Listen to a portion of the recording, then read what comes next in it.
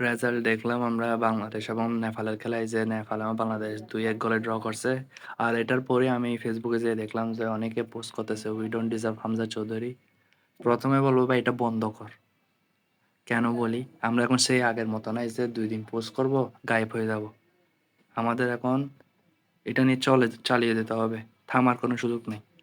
আমাদের forward move করব। তাই আমাদের এখন যদি বলো যে "we don't deserve Hamza Chowdhury" ভাই আমরা ডিজার্ভ করি। এই ধরনের টিমকে আমরা সারা বছর দেখে আসতেছি। এতদিন পর একটা ভালো প্লেয়ার আসছে তো আমাদের এটা ডিজার্ভ আমরা অবশ্যই ডিজার্ভ করি। ১ম কাজ হচ্ছে আমাদের সিন্ডিকেটকে দূর করতে হবে, লটগুলাকে বিদায় করতে হবে। ভালো একটা ওভারসিজ প্লেয়ার লাগবে কতগুলা এবং অবশ্যই কোচটাকে স্যাক করা লাগবে ভাই ক্যাবরার দ্বারা কিচ্ছু হবে না। সোজা কথা।